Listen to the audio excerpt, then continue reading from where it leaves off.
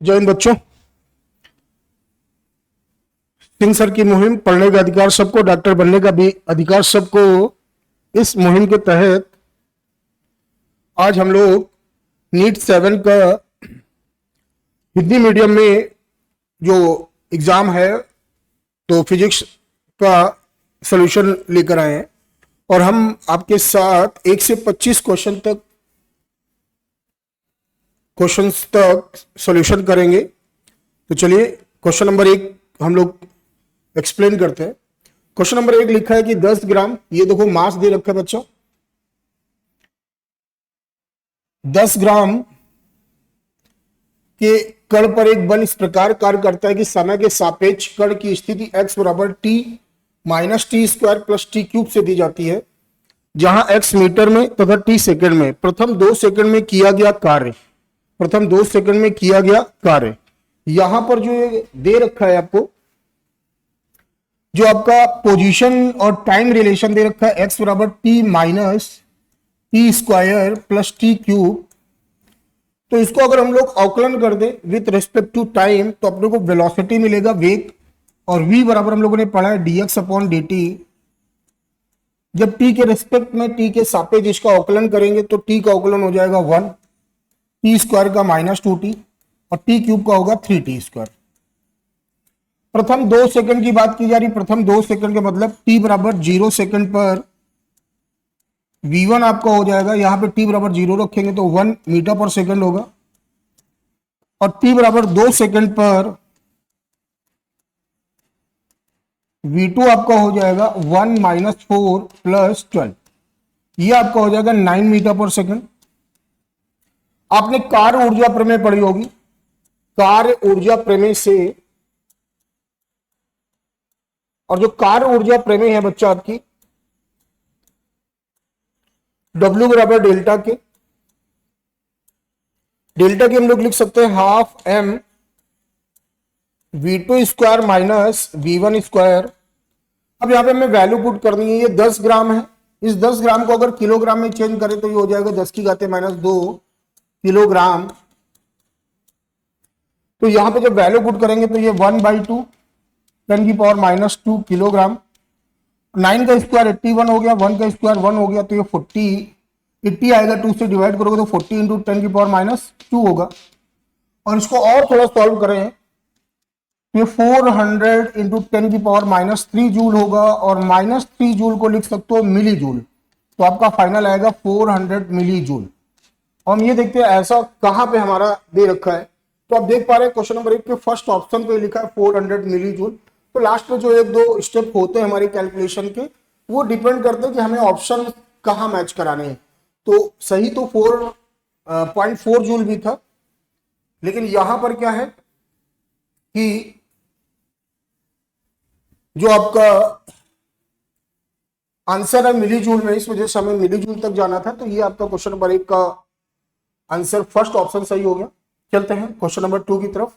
हाँ, कह रहा है एक निश्चित संरक्षी बल क्षेत्र में वस्तु की विभव ऊर्जा U बराबर 10 अपॉन x से दी जाती है, तब उस पर लगने वाला बल, आपने पढ़ा होगा कि स्थितिज ऊर्जा की ऋणात्मक प्रवणता संरक्षी बल के बराबर होती है, और यहां पर जो बल F होगा उसको हम लोगों का रिलेशन होता है डेवर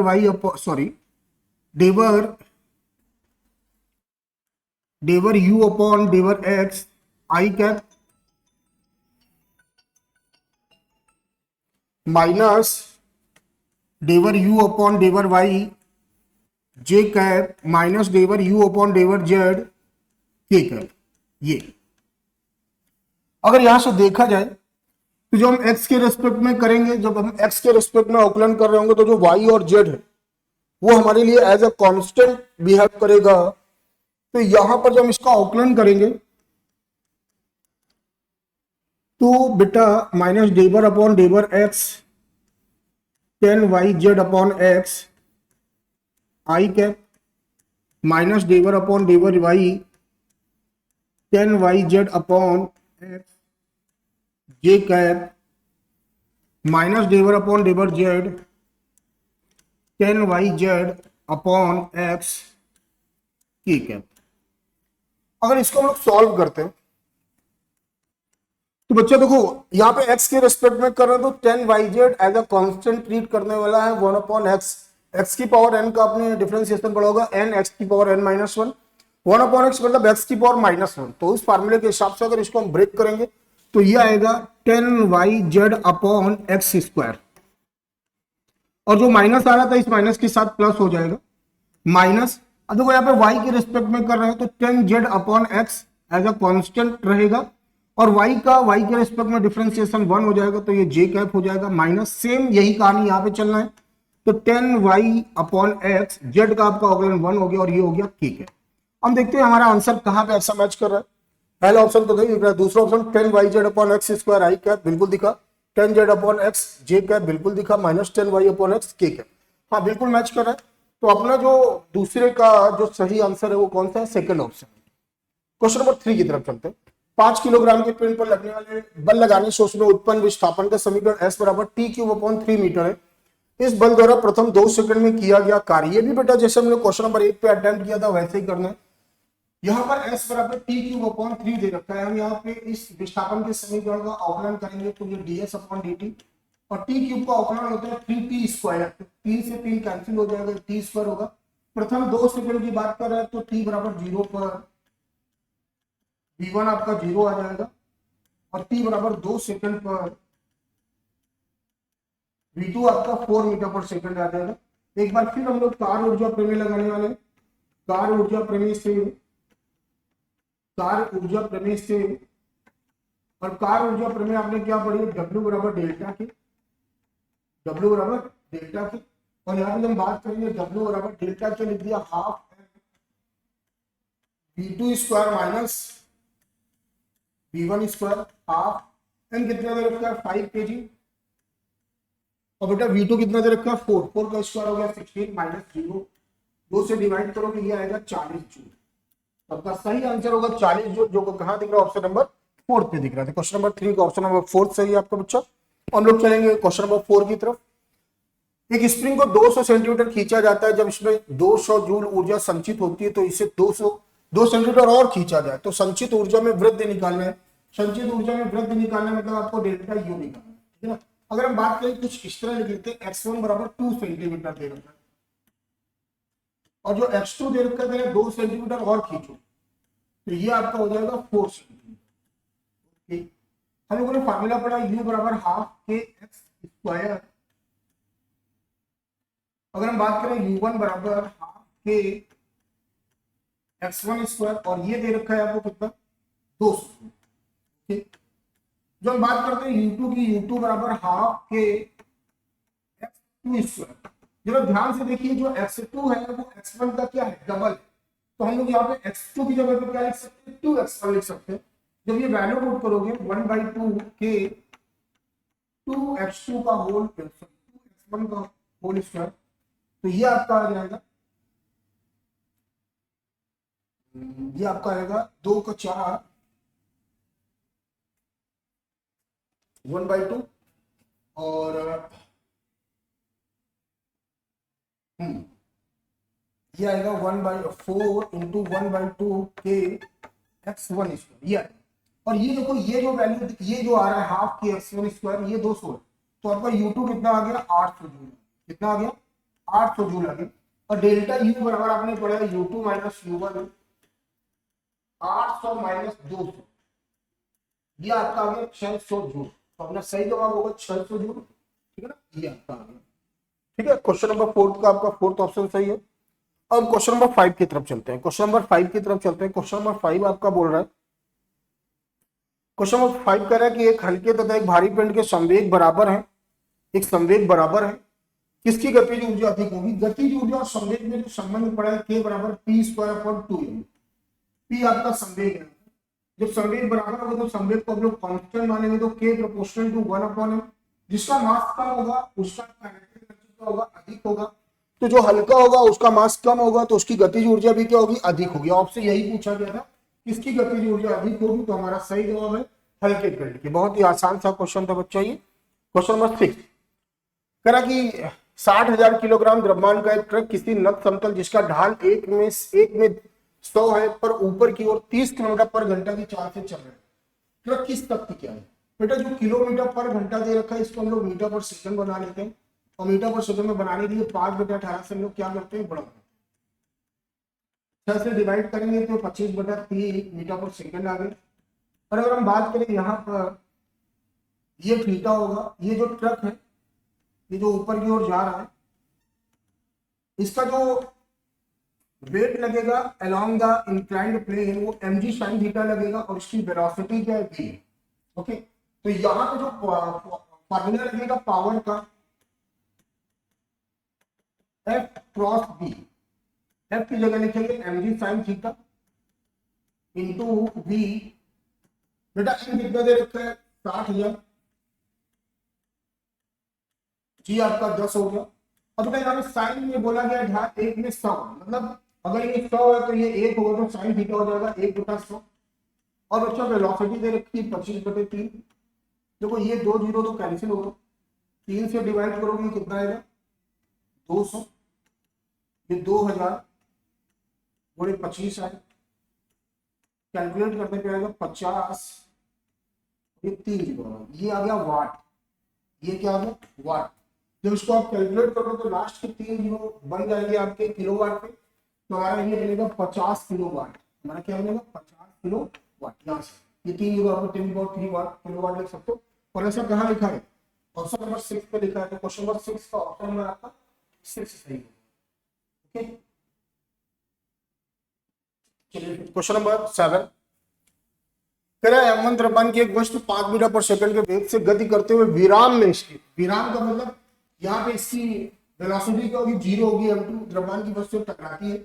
संघट्ट के पश्चात M1 की गति की दिशा में इसके वेग 3 मीटर पर सेकंड और 6 मीटर पर सेकंड है। M2 और M1 बेटा जहां संघट्ट होता है तो संघट्ट की घटना में निकाय का रेखी संवेग क्या होता है, नियत होता है। टक्कर के पहले का रेखी संवेग बराबर टक्कर के बाद का रेखी संवेग, तो टक्कर के पहले का रेखी संवेग ये होगा,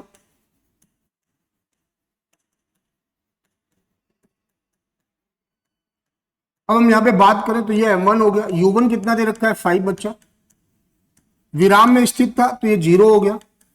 टक्कर के बाद V1 आपका 3 दे रखा है, M2 आपका 6 हो गया।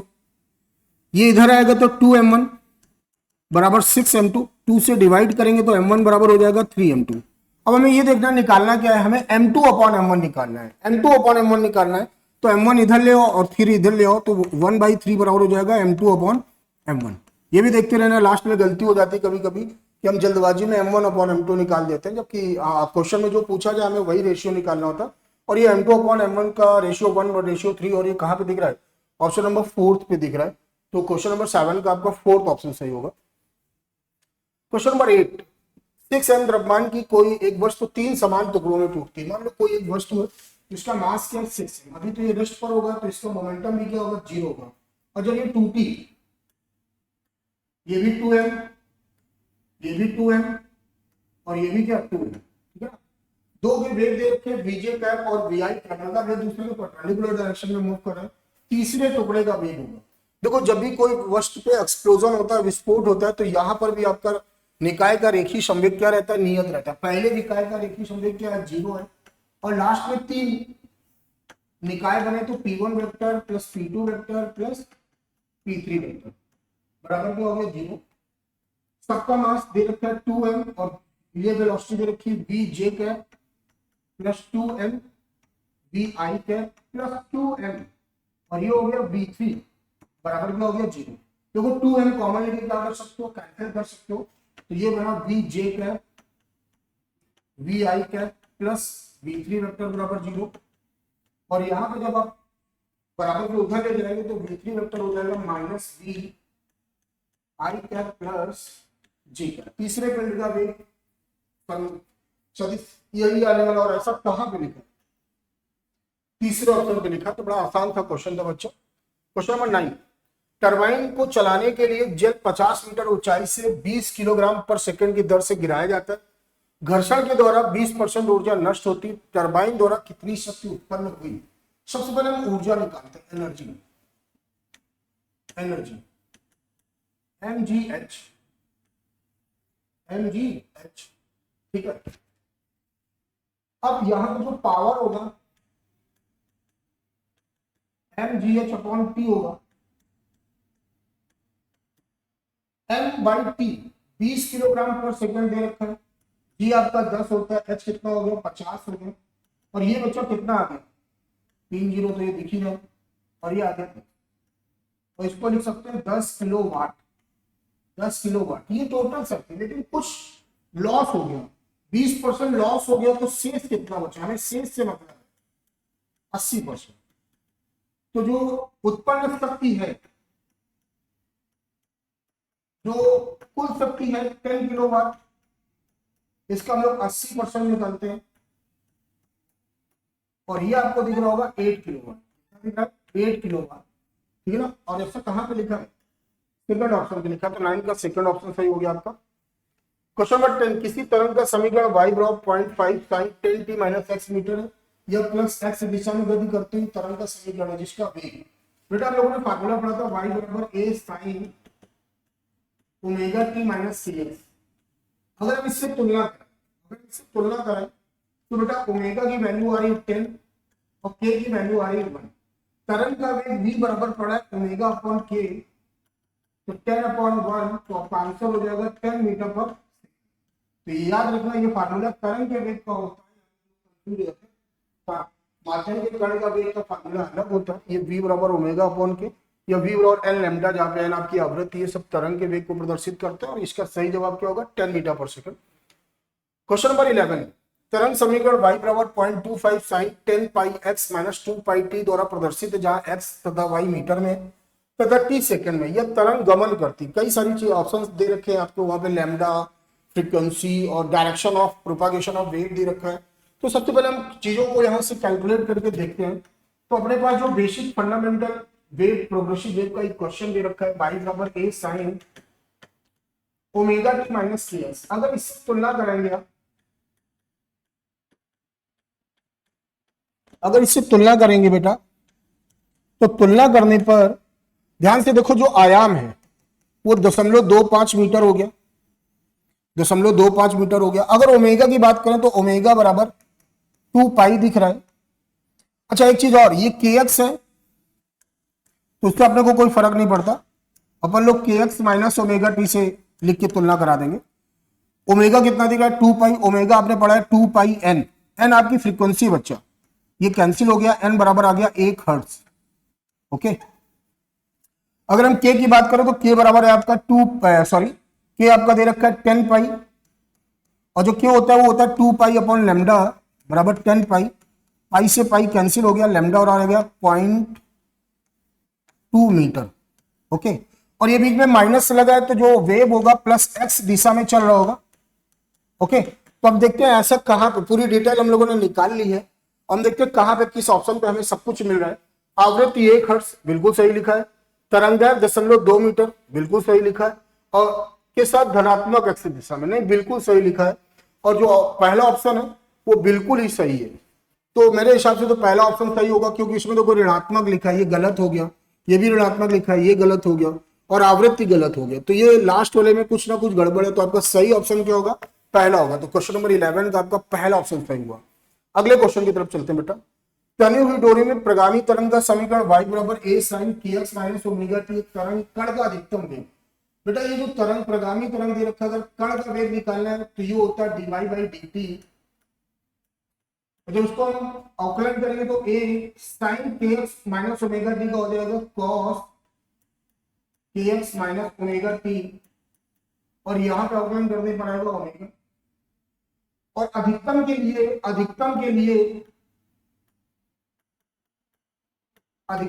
लिए इसकी वैल्यू क्या होगी, +1 होगी, तो यहाँ पे v मैक्स आपका हो जाएगा a ओमेगा, v मैक्स क्या हो जाएगा a ओमेगा।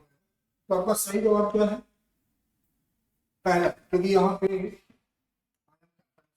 तो ये आपका क्वेश्चन नंबर 12 का पहला है। आपको याद रखना कि माध्यम के कण का अधिकतम वेग आपका क्या होगा, a ओमेगा होगा, और जो प्रगामी तरंग है उस पर जो माध्यम के कण होते हैं वो लगातार सरल आवर्तगत करते हैं, सरल आवर्तगत करते हुए कण का अधिकतम वेग a ओमेगा ही होता है। क्वेश्चन नंबर 12, 500 हर्ट्ज आवृत्ति की तरंग गति 360 मीटर पर सेकंड, दो बिंदुओं के बीच की दूरी जिन पर कलांतर 60 डिग्री है, आपको दो बिंदुओं के बीच की दूरी निकालनी है, दो बिंदुओं के बीच की दूरी निकालनी है। दो बिंदुओं के बीच की जो दूरी होती है उसको हम लोग बोलते हैं पथांतर, उसको हम लोग क्या बोलते हैं, पथांतर। आपको पथांतर ही निकालना है, ठीक है ना।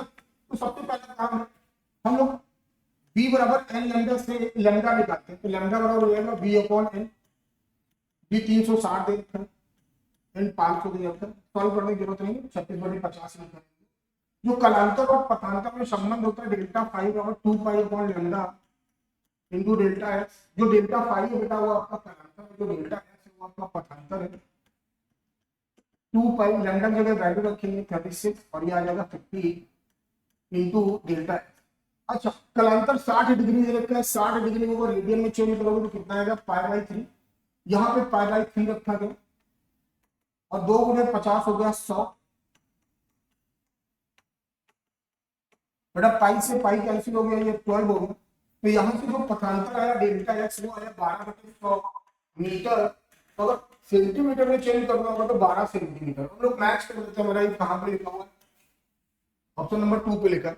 तो क्वेश्चन नंबर 13 का ऑप्शन नंबर 2 सही है। क्वेश्चन नंबर 14, किसी तरंग में दो लगातार सरंगों के बीच कलांतर होता है। बेटा दो लगातार सरंगों या दो लगातार घटकों के बीच का जो पथांतर होता है, जो पथांतर होता है वो लैम्डा होता है, उसी को तरंगदैर्घ्य बोलते हैं। दो तरंगों या दो घटकों के बीच की जो दूरी होती है वो वेवलेंथ होती है, तरंगदैर्घ्य होती है, और वो लैम्डा होती है। कलांतर आपसे पूछा गया, अभी हमने फार्मूला लिखा था, कलांतर बराबर 2 pi upon lambda into delta x. 2 pi upon lambda into delta x. जब डेल्टा एक्स की जगह पर लैम्डा लिखेंगे तो लैम्डा से लैम्डा क्या हो गया, कैंसिल हो गया, तो डेल्टा 5 बराबर क्या हो गया, 2 पाई। ये आपका आया। तो सही जवाब कहां पे आपका, तीसरे नंबर पे। तो आपका क्वेश्चन नंबर 14 का तीसरा ऑप्शन सही है। क्वेश्चन नंबर 14 का आपका तीसरा ऑप्शन सही है। क्वेश्चन नंबर 15 कह रहा है कि जो असर्तन है, प्रकथन है, वो कह रहा है वायु दाब में परिवर्तन का ध्वनि की चाल पर प्रभाव पड़ता है। बेटा हम लोगों ने जब थ्योरेटिकल क्वेश्चन पढ़े हुए थे तो अभी साफ बोला गया था कि गैस में अनुदैर्घ्य तरंग की चाल पर दाब का कोई प्रभाव नहीं पड़ता है। कारण गैस में ध्वनि की चाल दाब के वर्ग के समानुपाती होती है। अगर कारण सही होता तो कोई ना कोई प्रभाव पड़ता, जबकि वास्तविकता क्या है, कोई प्रभाव नहीं पड़ता। तो यहाँ पे जो प्रकथन और जो कारण है ये दोनों के दोनों क्या है, गलत है। तो जब दोनों गलत होंगे तो क्वेश्चन नंबर 15, जो क्वेश्चन नंबर 15 है आपका, उसका चौथा ऑप्शन सही है। क्वेश्चन नंबर 15 का कौन सा ऑप्शन सही है, चौथा ऑप्शन सही है। क्वेश्चन नंबर 16 कह रहा है निम्न में कौन सा प्रगामी तरंग के लिए समीकरण है। बेटा हम लोगों ने सबने पढ़ा है फार्मूला, बीपी बराबर -b इंटू स्लोप। जो वीपी होता है वो कण का वेग होता है। एक बार y बराबर a sin omega t minus kx को अगर हम टाइम के रिस्पेक्ट में डिफरेंशिएट करते हैं तो हमें कण का वेग मिलता है। अगर हम x के रिस्पेक्ट में डिफरेंशिएट करते हैं तो हमें तरंग का वेग मिलता है, सॉरी स्लोप मिलता है। और यहां पर ये आ गया तरंग वेग और ये बेटा ढाल। तो अब देख लेते हैं कहां पर ऐसा लिखा है, कण का वेग बराबर माइनस तरंग का वेग इंटू विस्थापन वक्र की प्रवणता। ढलान का दूसरा नाम प्रवणता होता है। तो सही ऑप्शन तो आपका पहले ही है। और ये नीट के किसी ना किसी ईयर पे पूछा गया क्वेश्चन भी है बेटा, तो ध्यान से इसको पढ़िएगा। तो क्वेश्चन नंबर 16 का आपका पहला ऑप्शन सही है। क्वेश्चन नंबर 17 बेटा, माध्यम के एक स्थान पर संपीड़न बनता है, उसी स्थान पर विलयन बढ़ने में लगा। बेटा संपीड़न से संपीड़न, दो क्रमागत संपीड़न या दो क्रमागत विलयन के बीच की दूरी अनुदैर्घ्य की तरंगदैर्घ्य होती है, जो कि लैम्डा होती है, जो कि क्या होती है, लैम्डा होती है।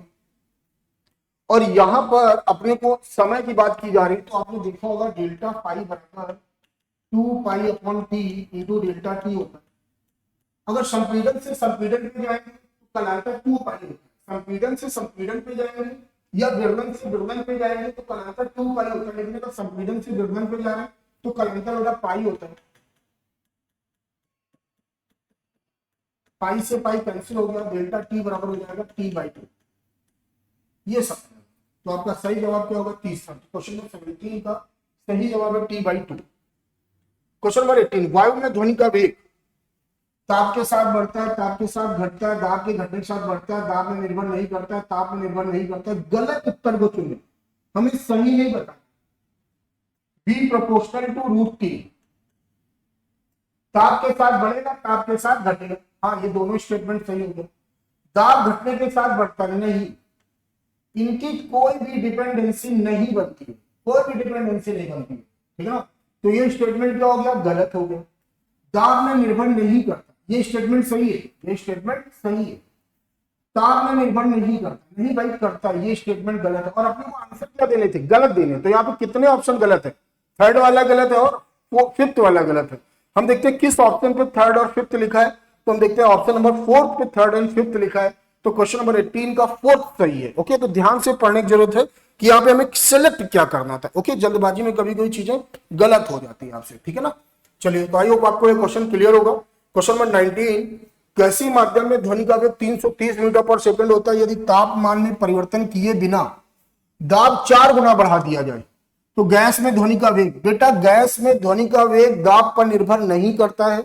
दाब को बढ़ाइए या घटाइए, दाब को बढ़ाइए या घटाइए, ध्वनि के वेग पर कोई फर्क नहीं पड़ेगा। तो जितना पहले था उतना ही बाद में होगा। तो सही जवाब है आपका 330 मीटर पर सेकंड।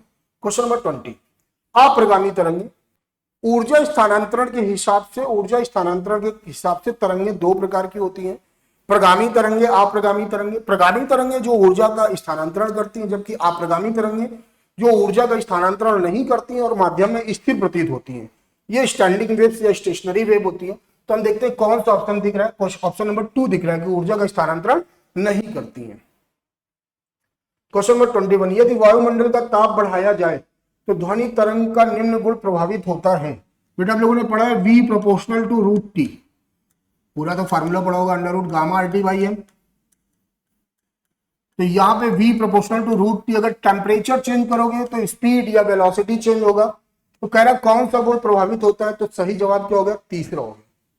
बेटा क्वेश्चन नंबर 22, एक मोटर एक वस्तु को सीधी दिशा में नियत बल से चलाता है, शक्ति P तथा T के बीच ग्राफ होगा। ऐसे तो नहीं बता सकते हम लोग, सॉल्व करते हैं। P बराबर हो गया F इंटू V। बेटा V बराबर हम लोगों ने पढ़ा है U प्लस AT, प्रारंभिक वेग U 0 मान लोगे तो V बराबर क्या हो जाएगा, AT।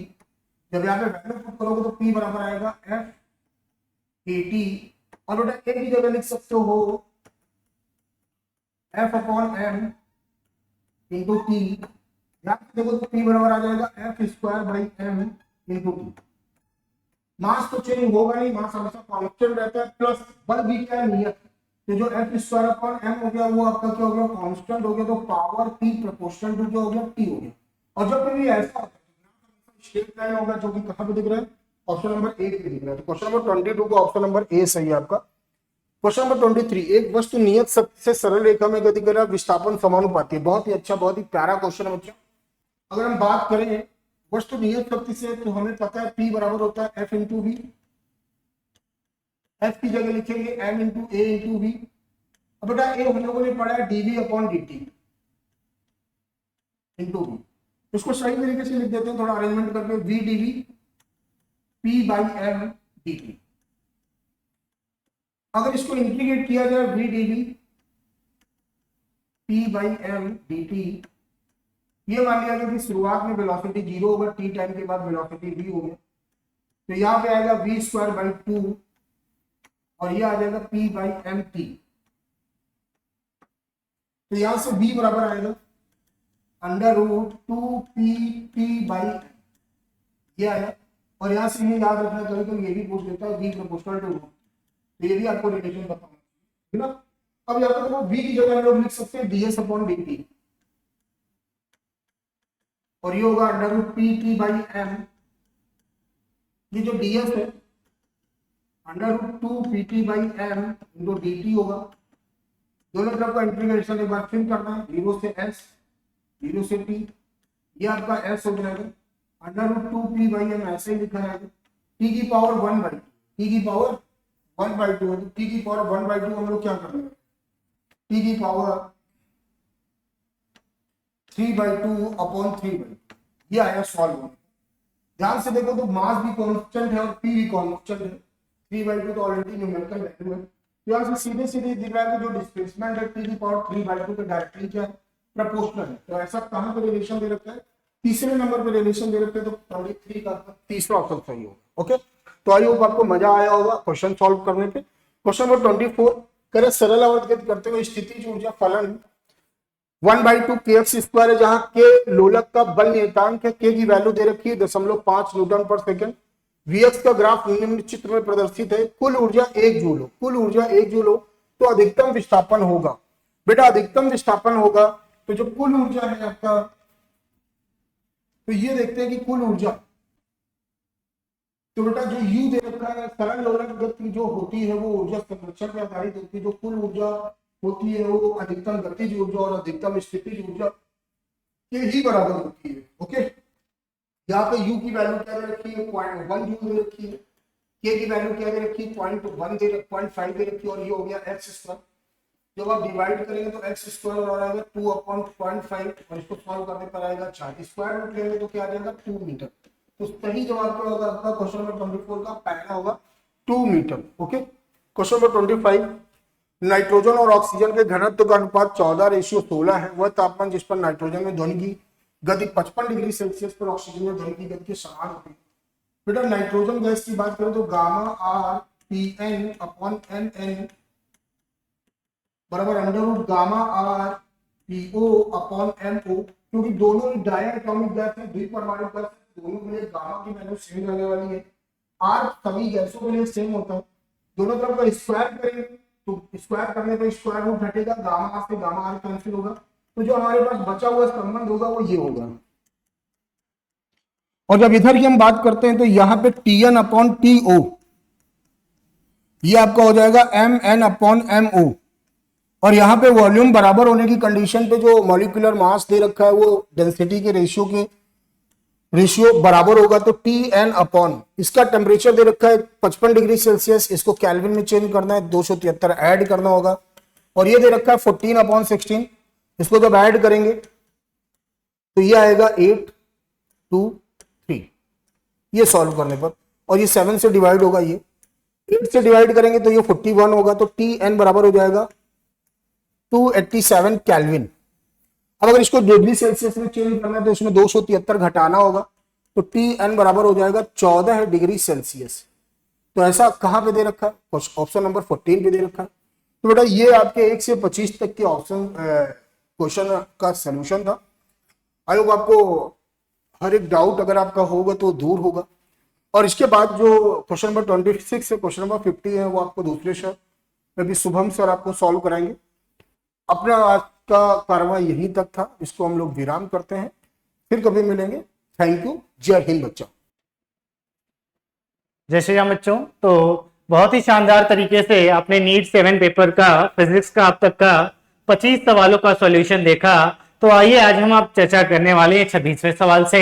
तो देख बेटा 26वां सवाल क्या कहता है, कोई 1000 किलोग्राम द्रव्यमान की कार एक चिकनी सड़क पर 18 किलोमीटर क्या कह रहा है 18 किलोमीटर प्रति घंटे की चाल से चलते हुए 36 फ्रेम पर चढ़ाए गए स्प्रिंग के संघट करती है, जिसका स्प्रिंग नियतांक कितना दे रखा है। तो जवाब है 6.25 गुणे 10 के घात 3 न्यूटन प्रति मीटर है। स्प्रिंग की अधिकतम स्पिंडन क्या होगे।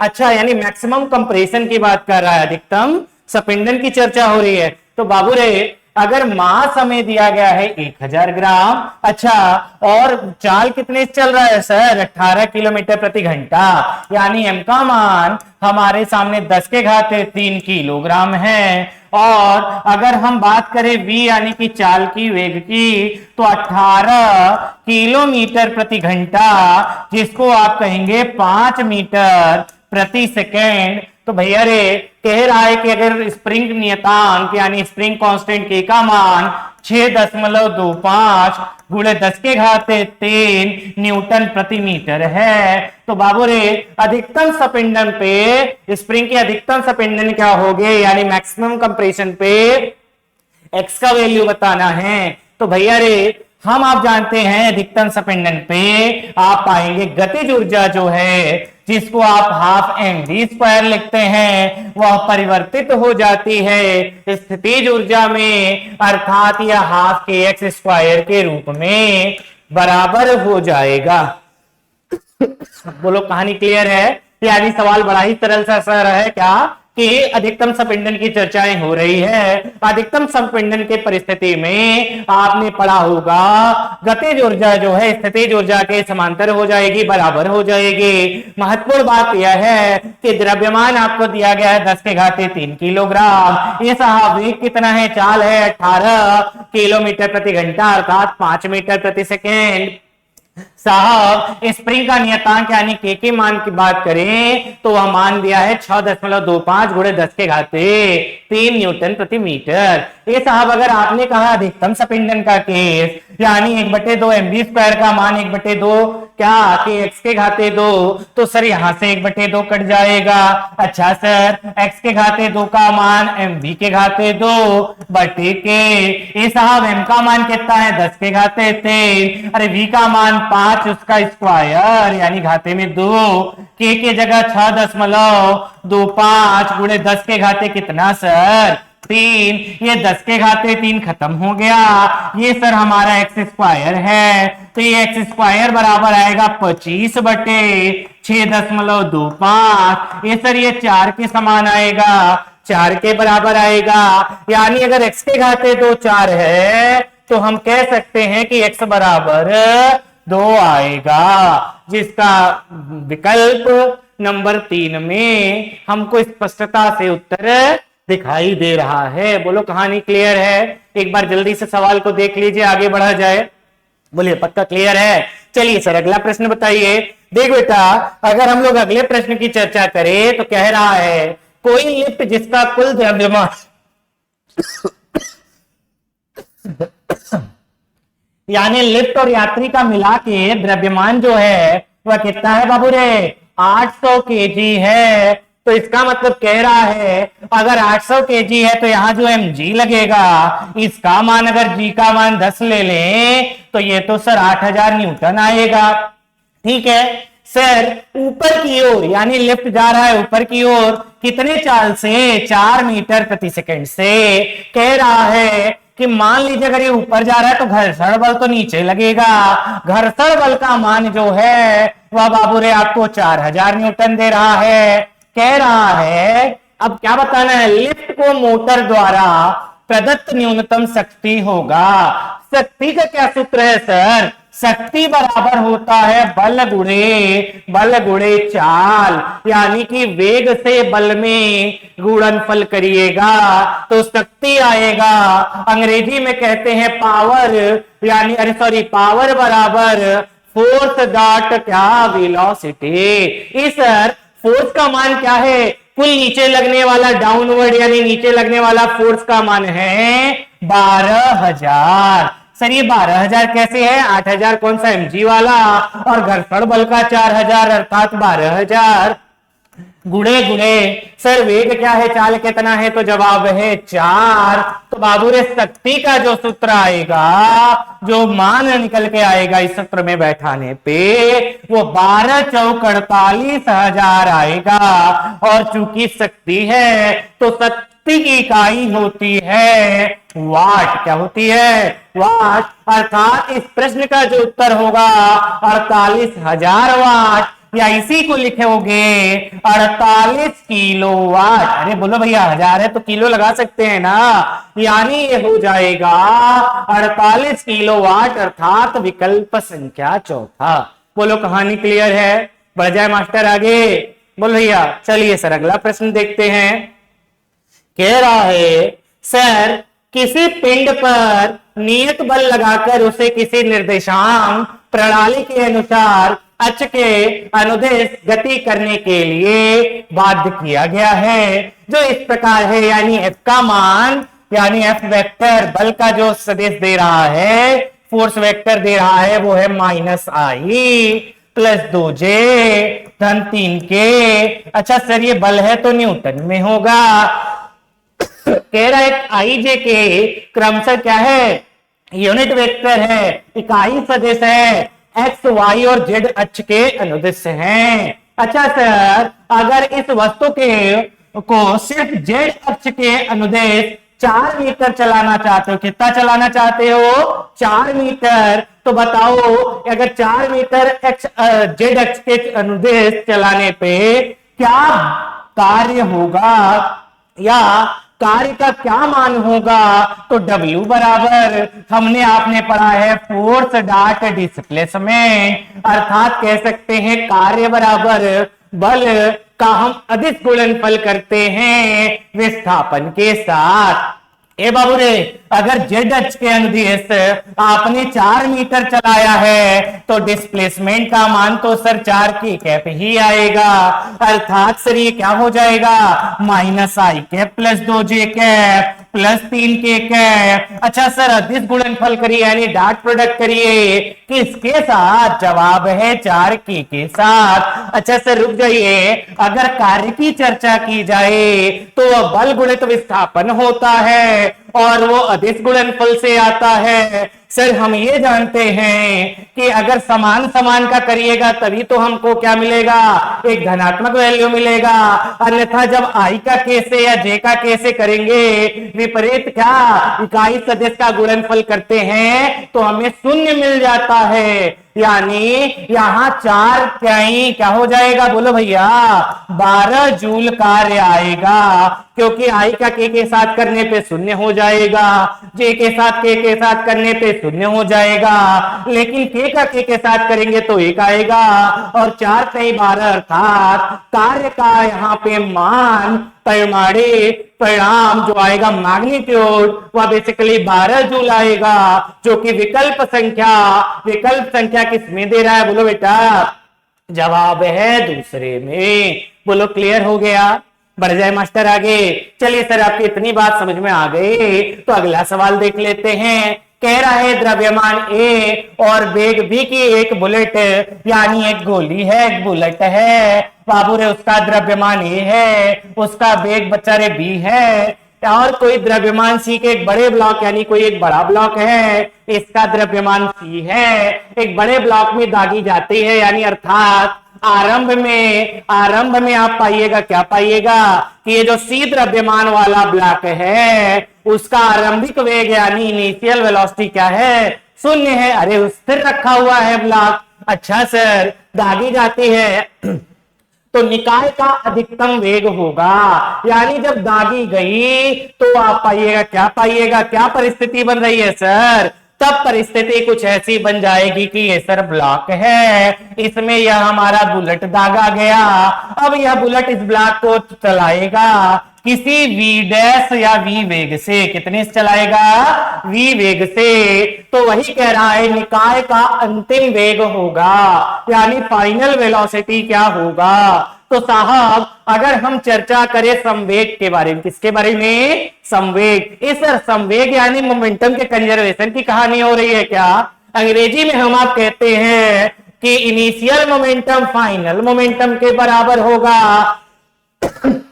अर्थात जब भी संवेग संरक्षित रहता है मोमेंटम कंजर्व्ड रहता है तो हम आप पाते हैं क्या पाते हैं कि आरंभिक संवेग बराबर अंतिम संवेग, यानी दो ब्लॉक के लिए हम लिखेंगे m इंटू ए क्या m1u1 प्लस m2u2 बराबर m क्या दोनों का मतलब m1 plus m2 into final velocity. अच्छा सर आइए करके ही देख लेते हैं, यानी इसका संवेग अरे कितना है, इसका द्रव्यमान a, इसका वेग b और धन इसका द्रव्यमान c गुणे इसका वेग 0 बराबर इन दोनों का द्रव्यमान कितना है सर a धन c और गुणे में इसका वेग कितना आ रहा है बाबू रे, जवाब है v।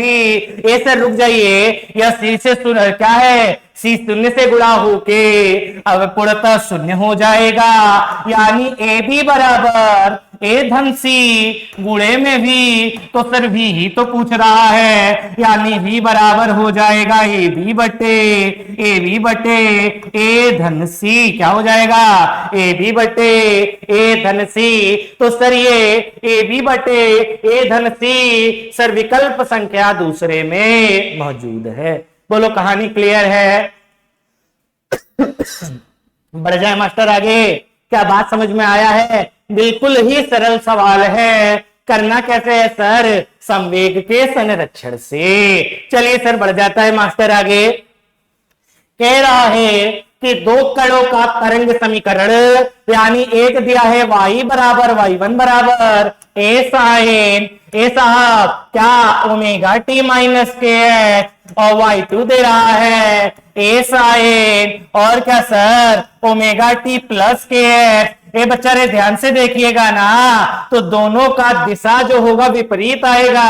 एक में प्लस के एक्स आ रहा है, एक में माइनस के एक्स, अर्थात वे दोनों विपरीत दिशा में गति करेंगे। ये तो सर बड़ा ही सरल सवाल है, एकदम सरल क्या है, सिंपल हार्मोनिक मोशन का एक इक्वेशन दिया गया है, समीकरण दिया गया है। चलिए सर यह बात तो स्पष्ट हो गया, एक में धन के एक्स एक में ऋण के एक्स के नाते यह बात तो स्पष्ट हो पाता है कि दिशाएं दोनों की क्या हैं, विपरीत हैं। चलिए सर अगले प्रश्न पे आते हैं। एक बक्से को उठाने में किया गया कार्य निर्भर करता है, यानी हाइट के केस में, अगर ऊंचाई के केस में लिखेंगे तो W बराबर वहां गुरुत्वाकर्षण बल काम करेगा, तो इसका मतलब mg, और विस्थापन के रूप में h, अगर क्या है संधारित्र जो है मास जो है द्रव्यमान जो है वो क्या है फिक्स हो गया है, और सतह तक धरती के सतह तक जी का मान भी कुछ ऊंचाई तक लगभग क्या है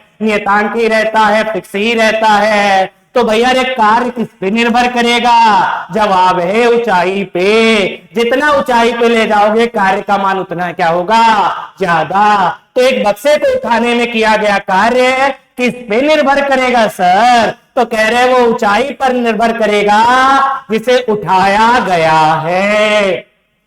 बात स्पष्ट हो पाया है, बोल भैया बढ़ जाए मास्टर आगे।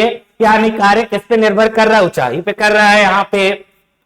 चलिए सर एक भौतिक माध्यम के क्या माध्यम से एक अनुदैर्ध्य तरंग के प्रसार के साथ प्रसार दिशा में संचारित मात्राएं होती हैं। तो ये तो सर एकदम एनसीईआरटी की लाइन है कि ऊर्जा और संवेग क्या करता है, बोलो साहब, प्रसार दिशा में संचरित मात्राएं जो है वो क्या करती है, बोलो भैया, उसके डायरेक्शन में कौन जाता है, तो जवाब है ऊर्जा और संवेग। बोलो बातें क्लियर है। तो सर ये तो एकदम पूर्णतः एनसीईआरटी की लाइन थे। चलिए अगला कोई ढंग का सवाल देखते हैं। कह रहा है यदि एक आदमी अपनी गति 2 मीटर प्रति सेकंड बढ़ा देता है तो उसकी गतिज ऊर्जा दोगुनी हो जाती है।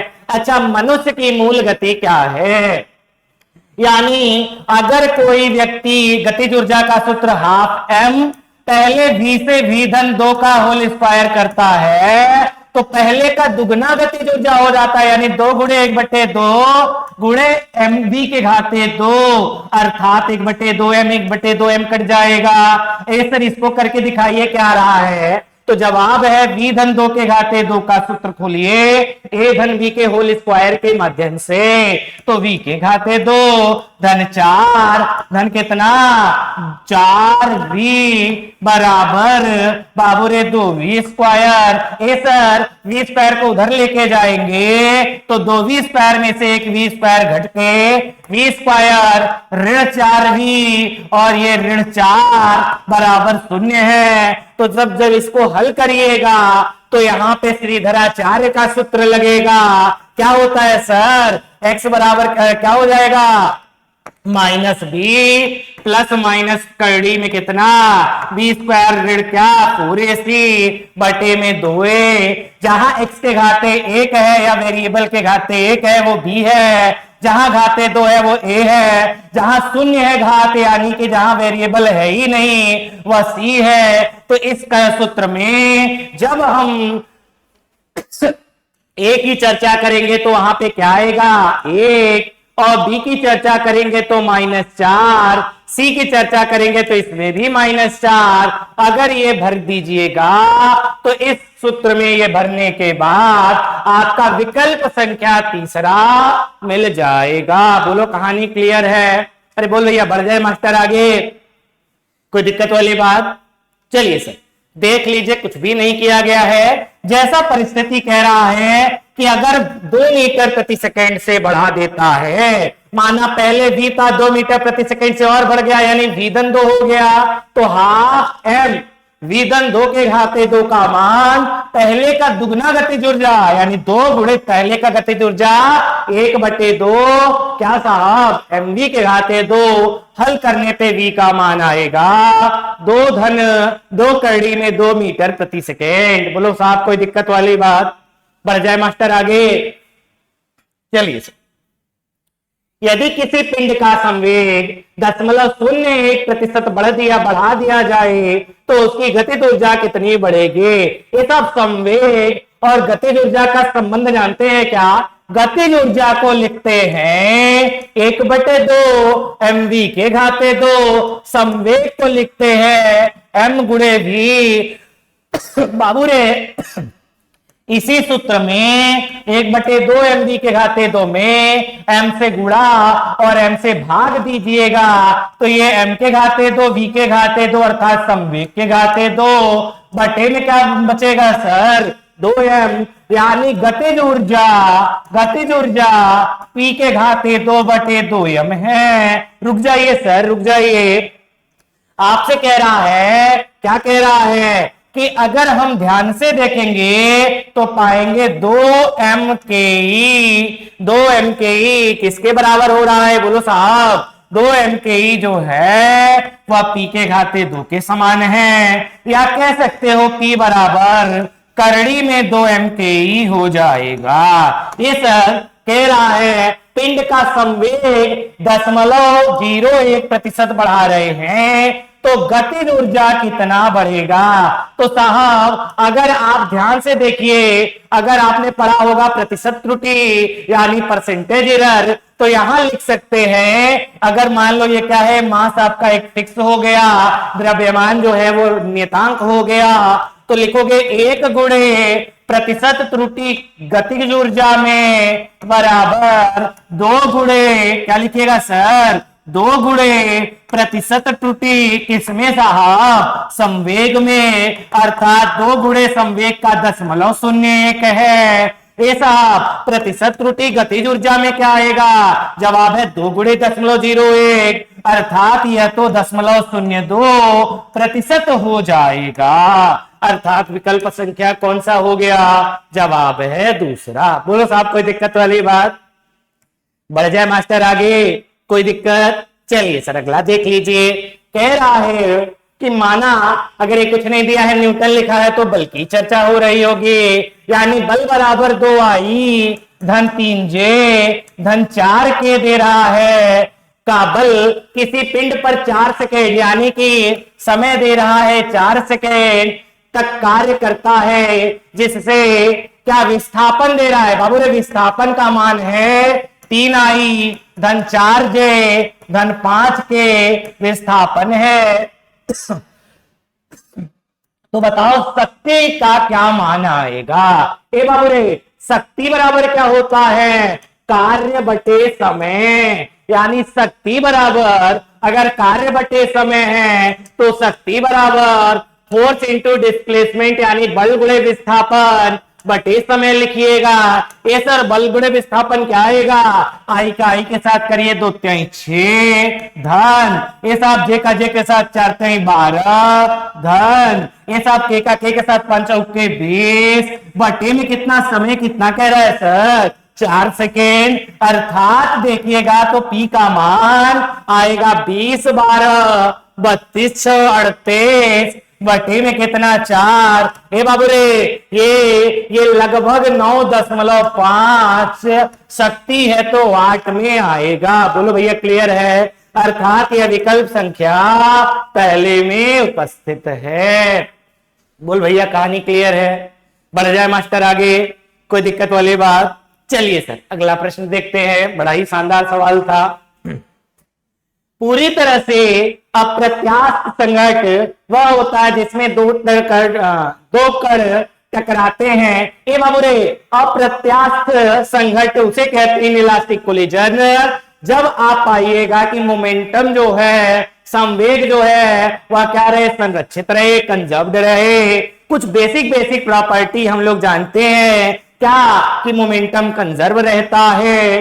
कह सकते हैं संवेग जो है क्या संरक्षित रहता है, लेकिन ऊर्जा जो है वह संरक्षित नहीं रहता है। काइनेटिक एनर्जी में क्या होती है, घटोत्तरी होती है, यानी गतिज ऊर्जा जो है वो घटता जाता है। जब हम बात करते हैं इनइलास्टिक कोलिजन यानी अप्रत्यास्थ संघट की बात करेंगे तब की चर्चा हो रही है। अच्छा सर, ये जो गतिज ऊर्जा घट रही है तो वो ऊर्जा जा कहां रहा है? वो ऊर्जा दोनों पिंडों को चिपकाने में, साथ ले जाने में मदद करती है। अर्थात जब इनइलास्टिक कोलिजन होगा तो दोनों कण आपस में साथ साथ चिपकते हुए जाएंगे। कारण यह है कि जब हम बात करते हैं इनइलास्टिक कोलिजन यानी अप्रत्यास्थ संघट की, तो हम पाएंगे संवेग संरक्षित है, लेकिन का ऊर्जा संरक्षित नहीं है। गतिज ऊर्जा में घटोत्तरी होती है और घटता हुआ गतिज ऊर्जा जो घटा है वह दो वस्तुएं, दो कण को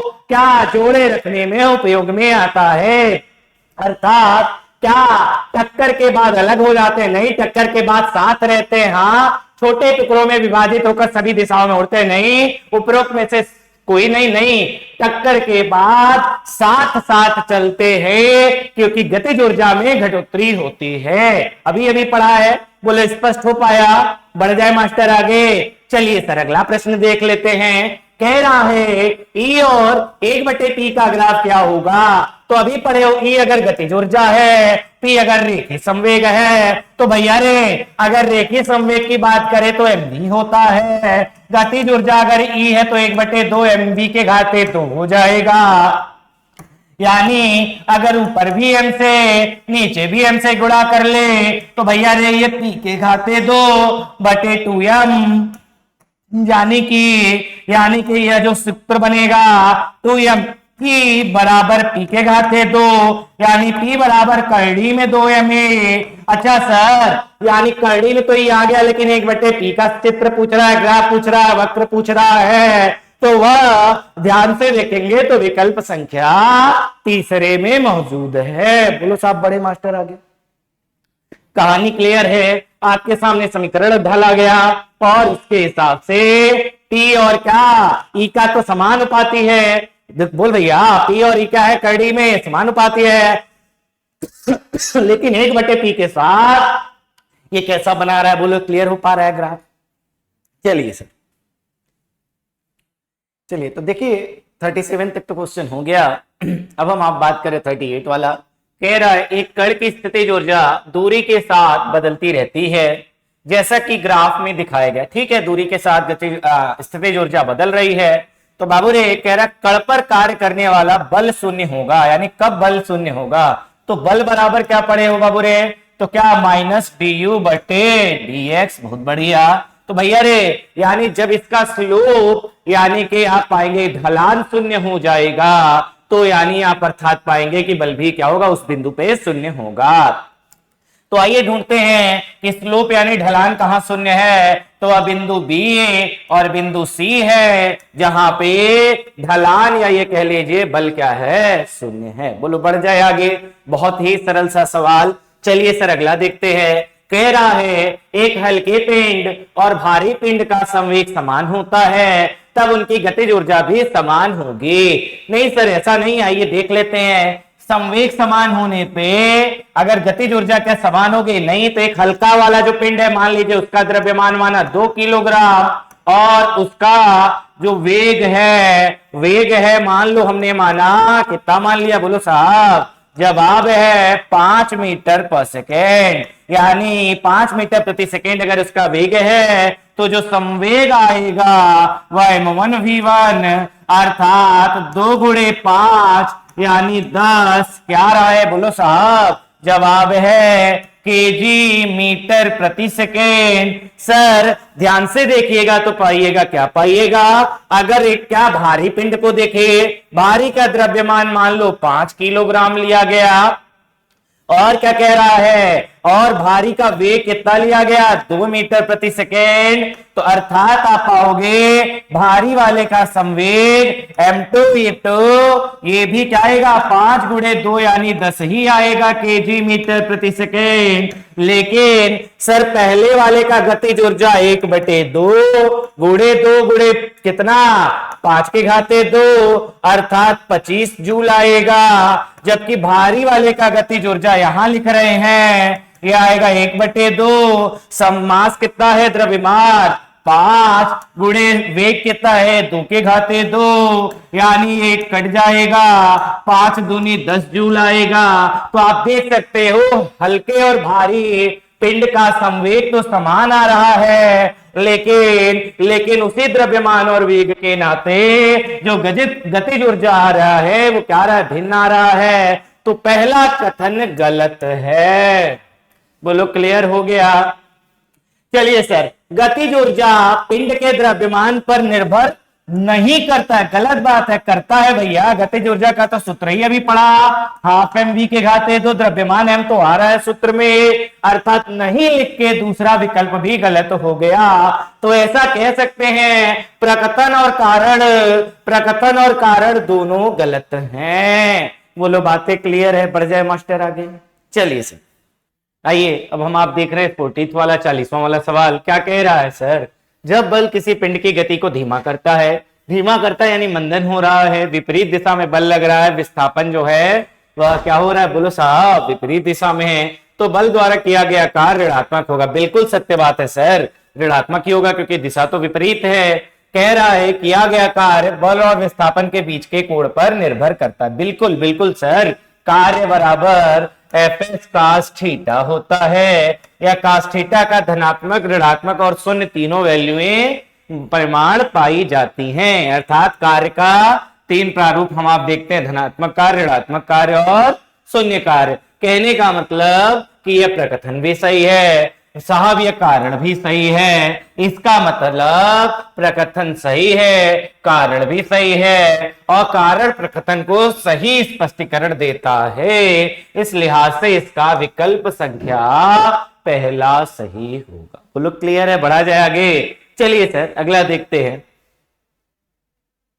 चलिए सर 50 किलोग्राम का एक व्यक्ति अपने सिर पर 20 किलोग्राम यानी कुल द्रव्यमान कितना है 70 किलोग्राम के भार के साथ प्रत्येक 0.25 मीटर की ऊंचाई की 20 सीढ़ी ए सर 0.25 मीटर की ऊंचाई का ऐसे ऐसे कितनी सीढ़ी चल रहा है 20 सीढ़ियां चल रहा है, 20 सीढ़ियां चढ़ रहा है। तो इसका मतलब कुल ऊंचाई कितना हो गया सर, एच टोटल कितना हो गया 0.25 गुणे कितना 20 सीढ़ी चल रहा है, यानी कुल ऊंचाई 0.25 इंटू 20 यानी कितना हो जाएगा, यानी यह 5 मीटर हो जाएगा। ए बाबू रे अगर कुल द्रव्यमान 70 किलो, अगर ऊंचाई कुल 5 मीटर और जी का मान अगर हम 9.8 ले तो बताओ कार्य क्या होगा। तो कार्य बराबर तो सर mgh लिखिएगा, यानी कार्य बराबर 70 गुणे 9.8 इंटू में गुणे में कितना 5। सर ये इसको 9.8 को 98 बनाया, 7 बचे 35 गुणे 98। ये बेटा रे अगर यहाँ पे 100 होता तो ये 3500 आता, 98 है 100 से कम तो ये 3500 से कम अर्थात 3430 जूल आएगा। एकदम सरल सूत्र लगाया गया, कार्य बराबर m गुणे जी गुणे h। बोलो बातें क्लियर है, बढ़ जाए मास्टर आगे। चलिए सर अगला देख लेते हैं। प्रसार तरंग का समीकरण यानी y बराबर 25 साइन 20 धन 5x लिखा है, जहां y विस्थापन है। निम्न में से कौन सा कथन सत्य नहीं है, ध्यान दीजिएगा, यही छोटी छोटी गलतियां करते हैं आप लोग, सत्य है सत्य नहीं है। बात समझ में आ रहा है, इसी में कंफ्यूज हो जाते हैं। तो आइए देखिए, तरंग का आयाम यानी एम्पलीट्यूड 25 है, एकदम सही बात है। y बराबर क्या इक्वेशन है, a साइन ओमेगा टी धन के एक्स। बोलो भैया क्या यही पढ़े हो क्या? ए ही आयाम है, एम्पलीट्यूड है, तो ए का मान तो 25 कह रहा है, यानी सही कह रहा है। लेकिन इन्होंने क्या कहा? सत्य नहीं है, बताओ। तो पहला विकल्प तो नहीं होगा। आओ देखो, कह रहा तरंग की गति का 4 इकाई है। गति बराबर क्या होता है? तरंग की गति क्या होता है? v बराबर ओमेगा बट्टे के, यानी ओमेगा का मान 20 आएगा। ये बाबू रे के का मान 5 करिए तो यह तो सर 4 आएगा। तो 4 इकाई तरंग की गति का जो है, तरंग की गति जो है उसका मान कितना आया? 4 इकाई, यानी ये भी सही है। लेकिन इन्होंने गलत कहा है। ये साहब अगर कण का जो है गति पूछा जाए, कण का अधिकतम वेग, तो कण का अधिकतम वेग जो होता है वह ए ओमेगा होता है, यानी ए 25। अच्छा सर ओमेगा कितना है? जवाब है 20। बाबू रे ए ओमेगा से ये क्या 500 इकाई आएगा, अर्थात चौथा भी सही है। क्योंकि गलत पूछा है तो गलत तो दूसरा ही होगा। ठीक है सर, उत्तर दूसरा हो गया, लेकिन दूसरा पढ़ तो लीजिए। यानी तरंग धनात्मक एक्स दिशा में चलेगा, नहीं धन के एक्स है तो ऋणात्मक में चलेगा, ऋण के एक्स होता तो धनात्मक में चलता। बोलो बातें स्पष्ट हो गया क्या? चारों बातें समझ में आ गया? दूसरा गलत क्यों है? क्योंकि ऋणात्मक दिशा में चलेगा। बोल भैया बढ़ जाए मास्टर आगे। चलिए सर, कह रहा है एक स्थिति पर निर्भर बल F बराबर 6 ऋण 2x धन 3x के घाते 2 किलोग्राम द्रव्यमान के एक छोटे पिंड पर कार्य करता है, और इसे x बराबर 0 यानी x का लिमिट दिया गया है से x बराबर 5 मीटर तक विस्थापित करता है। किया गया कार्य जूल में। बेटा रे कार्य बराबर क्या होता है? क्या इंटीग्रल एफ डी एक्स आपने पढ़ा होगा, यानी इंटीग्रल 6 - 2x धन 3x के घाते 2 dx, और x का लिमिट कहां से कहां तक रखेंगे? 0 से लेके 5। तो भैया रे कार्य बराबर क्या आ जाएगा? 6 का 6x हो गया, ऋण 2x के घाते 2 वही भाग में आएगा, धन 3x के घाते एक और बढ़ के 3/3 से लिमिट कहां से कहां तक रखेंगे? 0 से लेके 5। यानी इंटीग्रल एफ डी एक्स जब कार्य है तो यानी कि x के जगह 6 गुणे पहले क्या रखिए? 5। अच्छा 2 खत्म हो गया और 3 खत्म हो गया, तो यहाँ x के घाते 2 यानी ऋण में 5 के घाते 2। अच्छा धन का चिन्ह है सर, धन लगाइए, और x के घाते 3 यानी 5 के घाते 3 लिखिए। ऋण करके नीचे वाले लिमिट वाला मान ही मत रखिए, क्योंकि वो तो शून्य है, कुछ आएगा ही नहीं। यानी आगे बढ़िए, 6 पंजे 23, 5 पचे 25 पचे 125, धन में 125 और 30 आया, ऋण में 5 पचे 25 आया। तो भैया 125 में से 25 जाएगा तो 100 बचा, धन 30 यानी 130 जूल का कार्य। अगर बल बराबर ये और विस्थापन 0 से 5 है तो 130 जूल का कुल कार्य नजर आएगा। बोलो बातें क्लियर है? बढ़ जाए मास्टर आगे, कोई दिक्कत कोई समस्या? चलिए सर अगला वाला देख लेते हैं। 2 स्प्रिंग ए और बी है, जिसका स्प्रिंग नियतांक के बी के का संबंध दे रहा है 4 केबी के बराबर है। ठीक है सर, समान परिणाम बल यानी बल समान लग रहा है, खींचे जा रहे हैं। यदि स्प्रिंग ए में संचित ऊर्जा E तो स्प्रिंग बी में क्या होगा? ए बेटा रे, बल का सूत्र क्या होता है? ऋण के एक्स।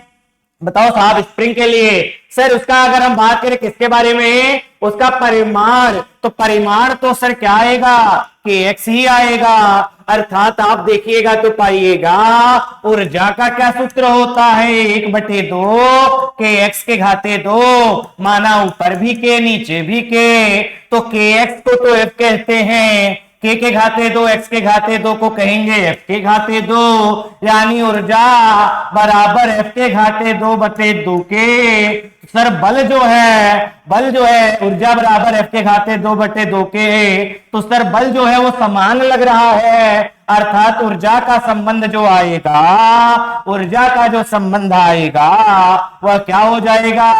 1/1 के अनुपात में आएगा। अर्थात हम कह सकते हैं EA/EB क्या हो जाएगा, के बी बट्टे के ए साहब ध्यान से देखिएगा ना, तो के बी का मान के बी ही रखिए और के ए की जगह 4 के बी रखिए, तो सर ये तो कट जाएगा, तो ई ए बटे ई बी बराबर क्या आएगा, 1/4। ए साहब ई बी पूछ रहा है, तो स्प्रिंग बी में संचारित क्या संचित ऊर्जा क्या होगी, तो ईबी बराबर यहां से क्या निकल जाएगा, जवाब है तिर्यज गुणा करिए, यानी 4 बोलो बातें क्लियर हो गया, बोल भैया। पहले क्या किया आपने, के का संबंध लिखा, फिर एफ यानी बल का क्या परिमाण है, जवाब है के एक्स। ऊर्जा का क्या परिमाण है, 1/2 के एक्स के घाते 2। ऊर्जा और बल में हमने संबंध स्थापित किया, तो हमने पाया कि ई का संबंध के से क्या है, बोलो भैया, ई संबंध 1/k आ रहा है, क्योंकि बल जो है समान लग रहा है, यानी ए बटे बी बराबर क्या हो जाएगा, तो जवाब है के बी बटे के ए। कोई दिक्कत वाली बात, बढ़े आगे, चलिए सर। 4 किलोवाट का एक पंप, यानी पावर जो है 4 किलोवाट है। अच्छा, 1 मिनट में 10 मीटर की ऊंचाई, यानी टाइम है 1 मिनट, या इसी को 60 सेकेंड कह दीजिए। बाबू रे ऊंचाई कितनी है, 10 मीटर, तक कितना पानी उठा सकता है, तो जवाब है कितना पानी उठा सकता है, तो पावर तो सर क्या होता है, वर्क कार्य बटे समय, कार्य हो जाएगा mgh बटे समय, mg का m ही निकालना है, mg में m ही निकालना है। g का मान सर 10 ले लीजिए, h का मान 10 मीटर ऊंचाई उठाता है, समय 60 सेकंड लग रहा है, पावर कितना है 4 × 10 के घाते 3, अरे किलोवाट में है, तो m बराबर बताओ यहां क्या हो जाएगा, m बराबर हो जाएगा 4 × 10 के घाते 3 × 7, 4 × 60 × 10 के घाते 3 बटे में 10 और 10, तो 10 और 10 का यहाँ पे कट के 1 बचा 10, 4 × 24, 1 शून्य इसका, 1 शून्य ये वाला, तो 2400 क्या आया किलोग्राम, क्योंकि जल की कहानी है तो 1 किलोग्राम 1 लीटर कह दीजिए, अर्थात यह 2400 लीटर आप लिख सकते हैं। कब, जब 4 किलोवाट का पंप 1 मिनट में 10 मीटर ऊंचाई तक पानी को फेंक रहा है, तो पाइएगा वो पानी 10 मीटर की ऊंचाई पे 1 मिनट पे 2400 लीटर जाएगा। बोलो क्लियर हो गया, एकदम सरल सूत्र था। शक्ति बराबर क्या था, पावर बराबर वर्क बाई टाइम, यानी कार्य बटे समय। चलिए सर अगला जल्दी देख लेते हैं। m द्रव्यमान वाला एक गतिशील पिंड 8 m द्रव्यमान वाले स्थिर पिंड से, यानी m द्रव्यमान का क्या है, मान लो एक गतिशील पिंड है, ये चल रहा है, इसका v का मान क्या है, चलो भी पता चल जाएगा। और 8 m वाला जो है यह गतिशील है, इसका u 0 है, स्थिर पिंड से टकराता है, तो टक्कर के बाद हल्का पिंड रुक जाता है, यानी टक्कर के बाद हल्का वाला m वाला जो है इसका u 0 हो जाएगा, जो भी कह लो इसका वेग, और हल्के पिंड का प्रारंभिक वेग v है, मान लो हल्के का v दे रहे हैं, तो पुनर्स्थापन गुणांक का मान होगा। किसका मान पूछा है, बोलो बेटा पुनर्स्थापन। अच्छा सर पुनर्स्थापन को अंग्रेजी में क्या कहते हैं सर, कोफिशिएंट ऑफ रेस्टिट्यूशन। क्या बोलेंगे, कोफिशिएंट ऑफ रेस्टिट्यूशन। अच्छा सर इसका अंग्रेजी में तो सूत्र ये पढ़ाया जाता है, E बराबर क्या, वेलोसिटी ऑफ सेपरेशन बटे वेलोसिटी ऑफ अप्रोच, यानी वो वेग बताइए जिससे क्या हो रहा है, सेपरेट हो रहा है, बटे वो वेग जिससे क्या ये अप्रोच कर रहे हैं एक दूसरे को। तो बेटा रे मान लीजिए, क्या मान लीजिए कि सेपरेशन, यानी बाद में जब सेपरेट हुआ कहानी कुछ ऐसी थी, पहले m द्रव्यमान था, v वेग से चलता था, 8 m वाले का 0 क्या है, वेग है, और बाद में टक्कर के बाद ये m वाला स्थिर हो जाता है, 8 m वाले में मान लीजिए कोई v डैश वेग आता है, किधर चलता है वो बात की बात है। संवेग को संरक्षित करेंगे तो पाएंगे P इनिशियल बराबर P फाइनल, यानी mv धन 8m गुणे 0 बराबर m गुणे 0 धन 8m इंटू v डैश। तो भैया रे m से m कट जाएगा, अरे ये सब तो शून्य है ना, जो शून्य से गुणनफल हो गया जिनका, तो v डैश बराबर v बटे इधर का गुणा वाला 8 भाग में आएगा, अर्थात v डैश बराबर v बटे 8 हो जाएगा, यानी E का मान आएगा वेलोसिटी ऑफ सेपरेशन, यानी v डैश कितना आया v बटे 8 भागे शुरुआत में कितनी वेलोसिटी थी, कितने से अप्रोच कर रहा था, तो जवाब है अप्रोच कर रहा था उसके एटम वाले को v से, तो v कट जाएगा और यह 1/8 आएगा, जिसको हम लोग 0.125 कहते हैं, यानी 1/8 0.125 के मान के समान होगा। बोलो भैया क्लियर है? बढ़ जाए मास्टर आगे, ध्यान से देख लो, चित्र आपको बहुत स्पष्टता से दर्शाया गया है। ये किस पे बेस्ड है सर? संवेग के संरक्षण पे। ठीक है सर, अगला दिखा दीजिए। अब देख बेटा, अब हम लोग चर्चा करते हैं किसके बारे में, तो जवाब है अगला सवाल हमारा 47 कह रहा है एक रबर की गेंद को एक समतल क्या पर 10 मीटर की ऊंचाई से फेंका जाता है, यानी यहाँ पे u बराबर क्या है 0 है। जब यहाँ पे आया तो कुल ऊंचाई चल चुका है 10 मीटर, फिर ये रिबाउंड होता है, पुनः ऊपर जाता है और कुल 3.6 मीटर तक ऊपर जाता है। कहां तक ऊपर जाता है? 3.6 मीटर तक ऊपर जाता है। अब सर पाइएगा, क्या पाइएगा? कह रहा है गेंद उछलने कितने गुना वेग कम कर देती है, यानी जब गेंद उछल रही है तो कितना वेग यानी वेलोसिटी कम हो जाएगा। तो सर अगर हम देखें तो v स्क्वायर बराबर u स्क्वायर प्लस 2as से यहाँ a की जगह g लगाएंगे, गुरुत्वाकर्षण काम करेगा, s की जगह हम h ऊंचाई भरेंगे। एक दफा आते समय u का मान 0 था, जाते समय जहां तक ऊपर जाएगा तो v 0 हो जाएगा, यानी कि वेलोसिटी चाहे u या v कहिए, इसका संबंध किससे होगा?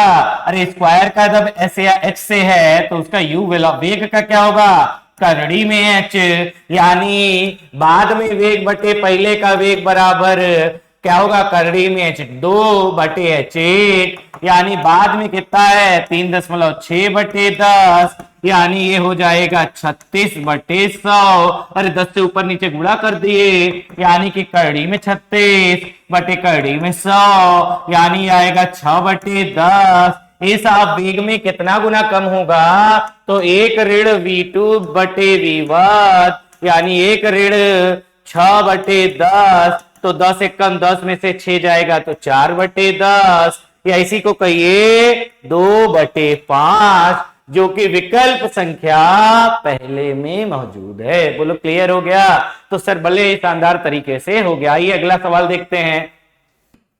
वह ऊर्जा जो आधे घंटे में संचारित 200 किलोवाट द्वारा आदर्श रूप से विकिरित होगी, यानी ऊर्जा बताना है बेटा।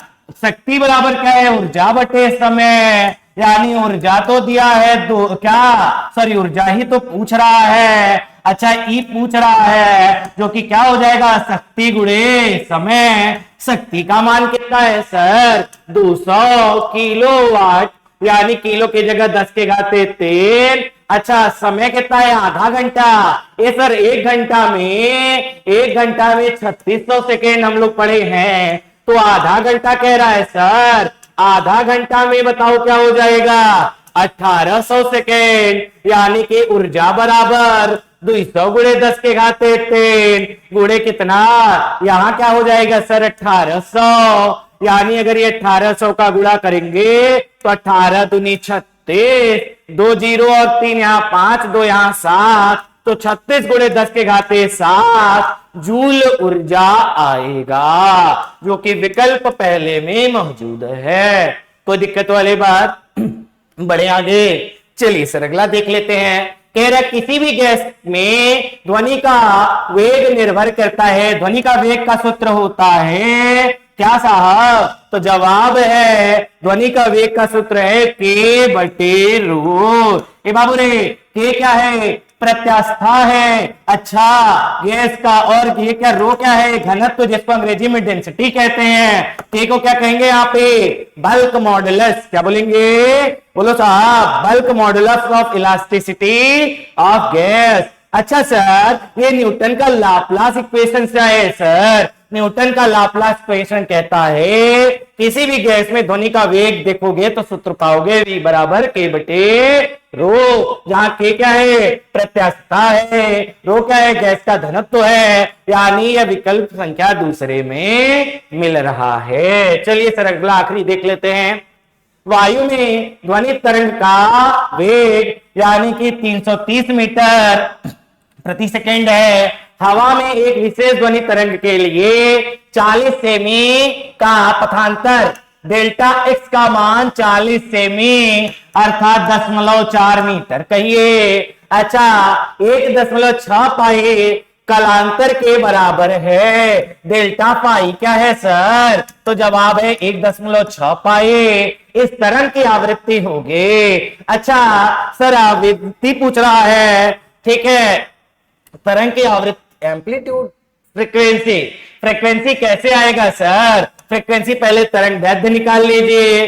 तरंग दैर्घ्य कैसे निकालेंगे? डेल्टा एक्स बराबर क्या, lambda by 2 pi delta pi.